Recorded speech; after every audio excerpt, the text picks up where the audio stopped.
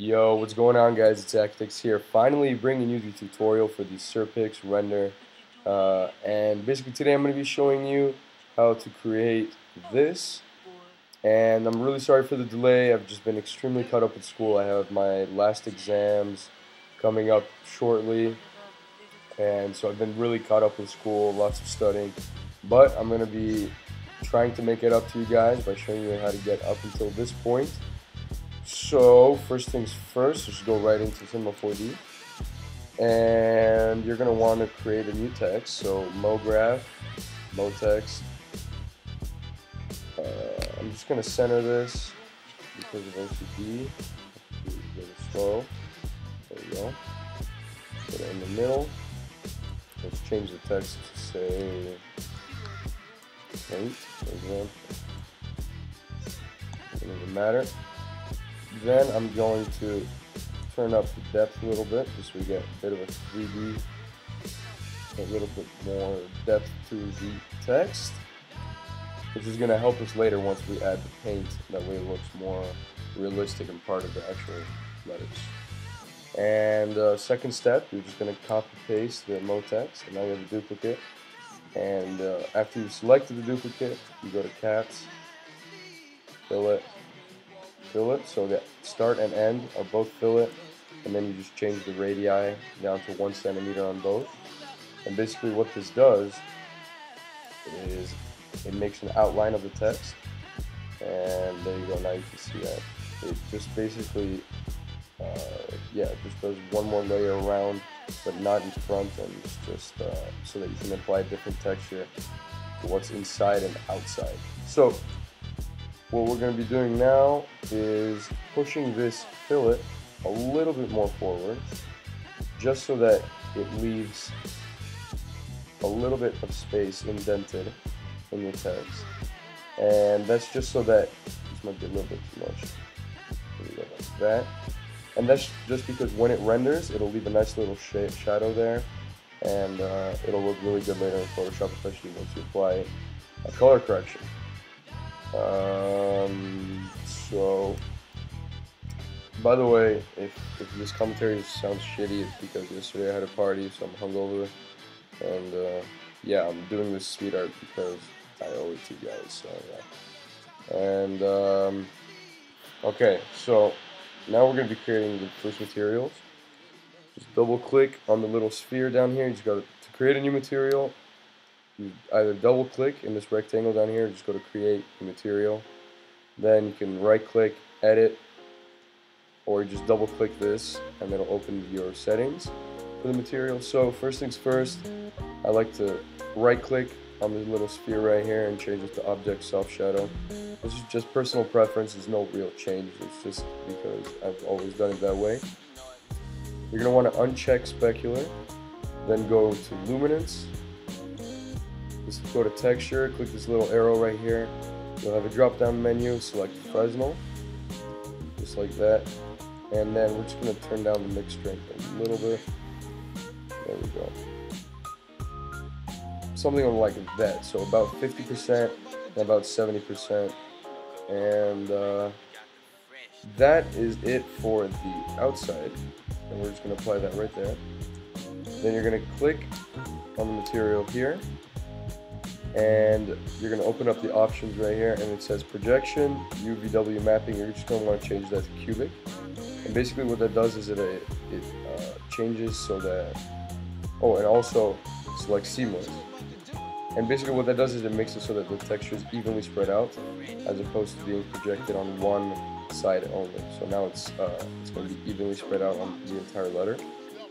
So now to make the second material, I'm just going to go ahead and bring it in from the original that I made.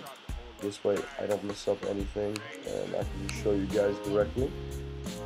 So basically, create a new material, object soft shadow as usual, and then I believe, okay, so we've got luminance, and basically luminance is the light that the material gives off from the inside or the outside. But what we do is we're just going to apply a new Fresnel, same as before. So go down to here, Fresnel, And then you're going to want to click on the box right here, and it's going to be, here, I'll just show you, the Fresnel, and then you click here and change the colors to whatever you want. So maybe you're going to want a blue texture, and as you can see, you can sort of mess with what's inside and what's on the outside of your material. So maybe a darker blue for the inside and a lighter one for the outside, something like that. Maybe a little bit darker. Yeah, something like that.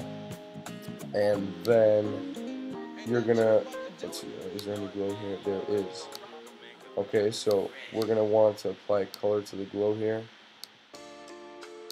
Just gonna make sure you select that and uncheck use material color, and then you can change this glow to whatever you want. So if that was blue, then maybe something, actually yeah, something bluish as well, and just turn down the brightness.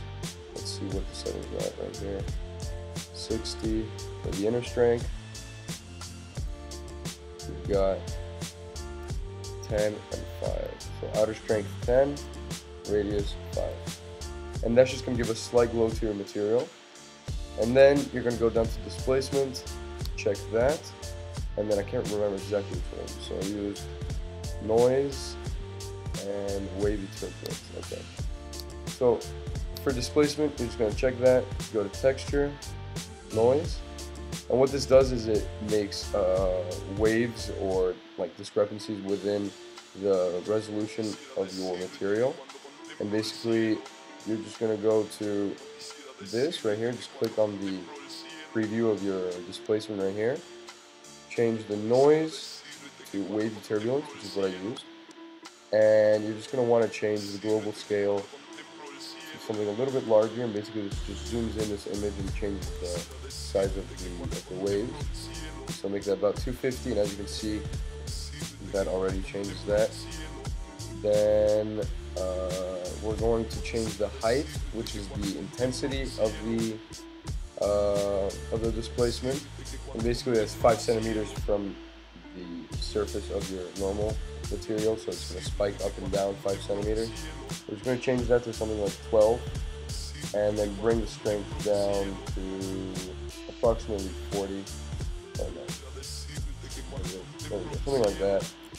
And that's pretty much it for this material. If you have Cinema 4D Studio, then you have sub-polygon displacement. I would recommend checking that if you have it available. If you don't worry, there's barely any difference. It's just basically slightly improves the quality of the displacement. So now you're just going to apply this material to there, to the inside. Go to the settings for your material by clicking on it right here. Change the projection to cubic, seamless, and now you've got your setup basically done.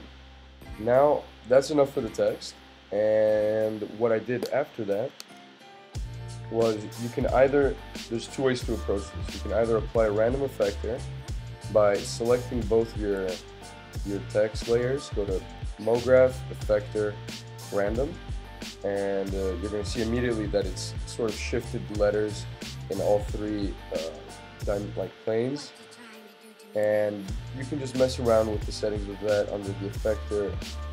You can either change the strength of it from 0, obviously it's back to normal, or you can go into slightly more in depth and go into the parameter here and change these values to whatever you want. And basically this allows you to extensively edit the positioning of each of your letters. And so I also like to, maybe something like that, click on rotation, and then just sort of mess around with these. And what it does is it randomly applies the rotation and the location to each of the letters. So it's not going to be identical for each one, which is different.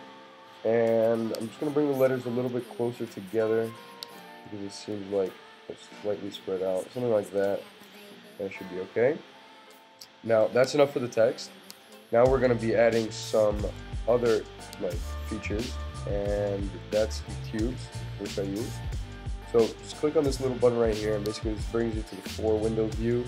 You're going to want the front view, which is sort of like a bird's eye view of your text. And this is going to help you because you're going to be using freehand spline creator or drawer, I guess. And what this allows you to do is it allows you to draw lines however you like. So I would recommend having some branching out from different letters, something like this. Then if you click back here, go back to your normal view, make sure that your mode is on polygon mode, which is up here, and now you're able to move them around. So what we can do now is turn them into 3D cubes by clicking on the spline, hold Alt on your keyboard, and then go to Sweep Nerves. And what that does is it automatically places the sweep nerves as the father of the spline. And now we're going to add in a circle spline right here. Bring down the radius to something like, I don't know, 6. And then just to pull in the circle underneath the spline, or no, on top, I'm sorry. And so now, as you can see, the tube has turned into a 3D object, as opposed to just being a little line. And you can mess with the radius of your line here under the circle. So maybe something like that. 3 centimeters should be okay, that looks pretty decent. And then you can just move them around however you like. Yeah, just adjust them however you like. And sort of a shortcut for this is just copy paste your sweep nerves, take out the spline, copy paste, and then just drag and drop your splines in there, and then now you've automatically got all your 3D tubes ready to go. So that's essentially it. Now for lighting, I'm just going to be showing you 2 different ways of making a good Lightroom for this. First one is I would recommend going into the front view once again, and then taking something like, let's see, a circle, this one, bringing up the radius, make sure it's quite a bit larger than your render, just so it has enough space. Align that, go back to your normal view. Then you're just going to apply and extrude nerves to that, and that did not work. Okay. Okay. So this is not how we do it.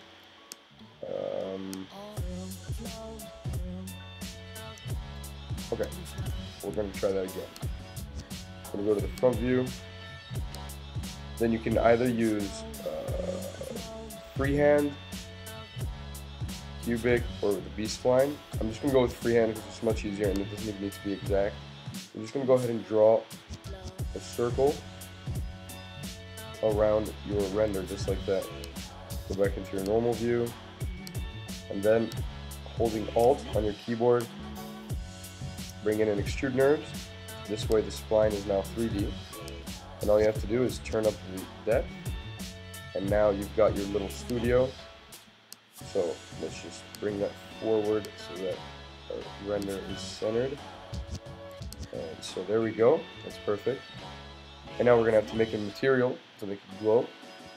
So go to color, uncheck that, go to luminance, check that, go to texture right here, gradient. You're going to want to click on here. Here where it says type 2DU, you're going to change that to circular.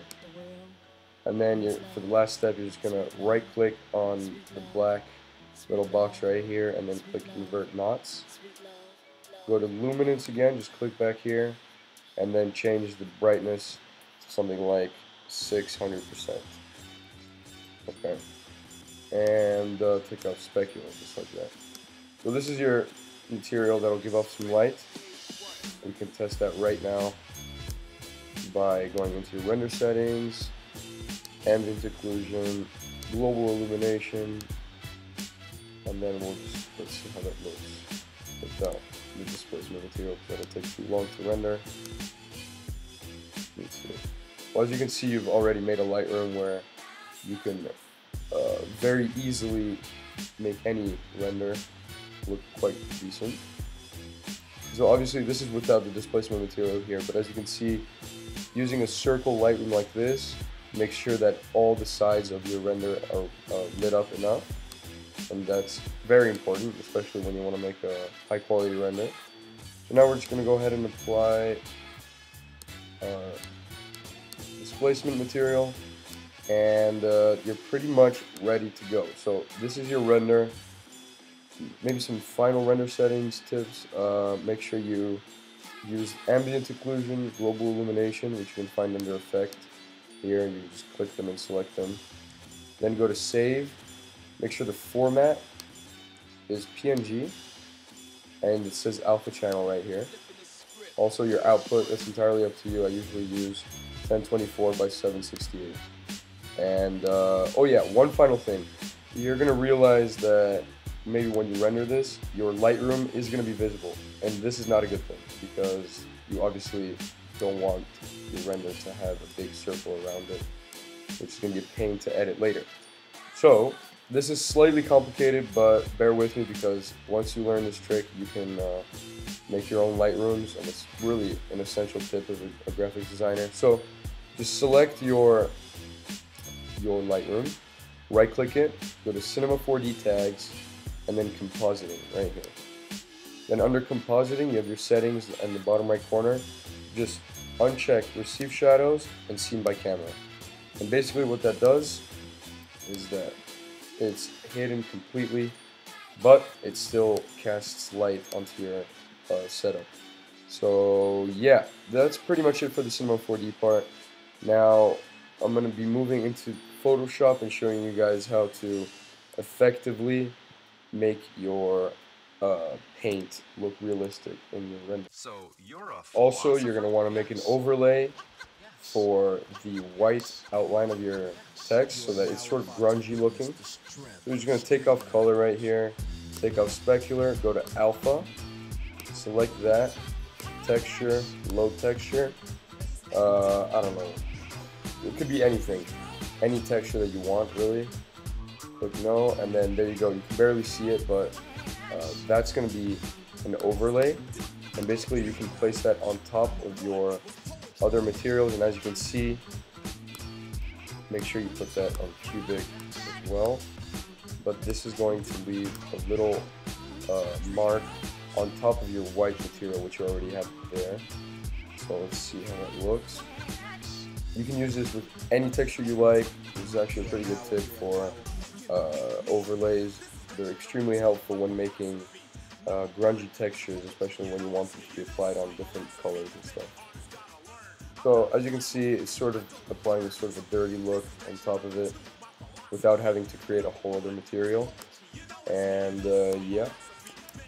Okay, so we're back into Photoshop. You really can use any render for this. I'm just going to be showing you the tips for effectively using paint and making it look realistic. So it's extremely easy to find these stocks. Literally just go on Google and put 3D paint splatters.png, and you'll find a huge variety of them. Extremely easy to do. You don't need me to provide those at all. You just have to look for them. So as you can see in my pack, I've gotten a good amount of them, and they're all really high quality and can look great in any situation or text. So I'm just going to be dragging in one of them. And the trick basically to applying paint and making it look like it's actually part of the render is you want to make it so that it's overlapping some parts of your text, but then again it's under others. So for example, let's see. Also positioning it is extremely important, obviously. Let's see. It takes some time because you really got to find the perfect placement for these, but usually you can manage no problem. So this is pretty time consuming, but what you're gonna do is you use your polygonal lasso tool, which is right here. You might have lasso tool as your default, but just click and hold, and then you can go down to your polygonal lasso tool. And then basically what I do is I just cut out along the sides that I don't need anymore. But make sure that you don't just cut out anywhere, and try to make it as fluid as possible. So let's see. I'm just gonna go really quick here. something like that. Then you can just cut off all this crap like that. Oh. Okay. And so now you've got it on top, but this is a bit too extravagant and sort of takes over your render. So just bring down your brightness, your opacity a little bit, and move that around until you see that you have a chance to make it look like it's overflowing. So for example, right here, I think I've got a pretty good. Let's see. You can just cut through like that.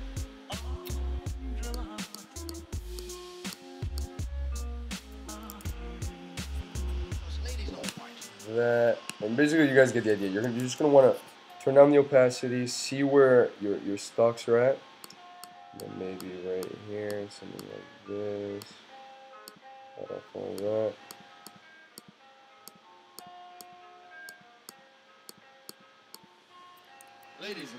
And then just bring up your opacity every once in a while. Zoom out a bit, check and see how it looks, and then eventually you'll be able to find the perfect way to do this. And I have some examples of that. Let's see. I made a good friend of mine a background. Wait, there it is. So as you can see, I just applied the paint and then cut it off so that it looks like it's coming from the inside of the outside layers of the cube or this logo. And make sure it overlaps on some stuff. Add some shadows by just using a brush overlay. And that's pretty much it for this tutorial. So really sorry for the shitty commentary. I'm extremely tired, extremely hungover, but I wanted to get this video out to you guys. So yeah, peace out, yo, and stay sexy.